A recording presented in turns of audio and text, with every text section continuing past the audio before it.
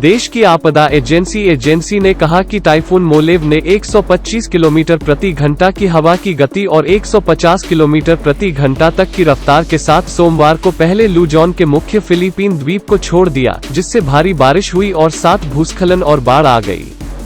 जनहानि की कोई रिपोर्ट नहीं थी, लेकिन समुद्र में 12 मछुआरे लुजोन के पूर्वी तट से कैटांडुआंज प्रांत में लौटने में असफल रहे। इस साल फिलीपींस में हिट करने वाले 17वें तूफान मोलवे को बुधवार को मध्य वियतनाम में 135 किलोमीटर प्रति घंटा तक की हवा की गति के साथ लैंडिंग की उम्मीद है।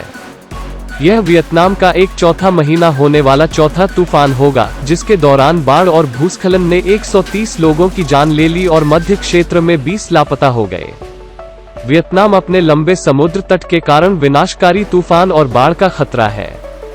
वियतनाम लगभग 1.3 मिलियन लोगों को बाहर निकालने की तैयारी कर रहा है, क्योंकि यह टाइफून मोलेव के प्रभाव के लिए ब्रेसेस है, जिसने बाढ़ और भूस्खलन के कारण रात भर फिलीपींस को हरा दिया और कम से कम 1 दर्जन मछुआरों को लापता कर दिया। यह एक बहुत ही मजबूत आंधी है जो एक बड़े क्षेत्र को प्रभावित करेगी। प्रधानमंत्री गुयेन हुआन फुच ने एक जरूरी चेतावनी में कहा कि प्रांतों और शहरों को तैयार करने के लिए मोलेव के रास्ते में। फूक ने मलावे टाइफून डैमरे की तुलना की, जिसने 2017 में मध्य वियतनाम में 100 से अधिक लोगों की जान ले ली।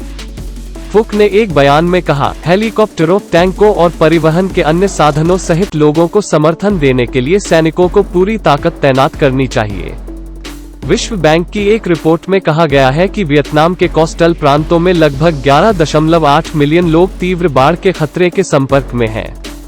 ओरिएंटल मिंडोरो प्रांत के गवर्नर हर्मलिटो डोलर ने DZMM रेडियो को बताया कि उनके प्रांत में रात भर हुई भारी बारिश ने गांवों में भारी तबाही मचाई और तेज हवाओं ने पेड़ों को नुकसान पहुंचाया, जिससे बिजली गुल हो गई। ग्रामीणों को अब अचानक हवा के कारण बचाया जा रहा है, जिससे छतों को उड़ा दिया गया, उन्होंने कहा।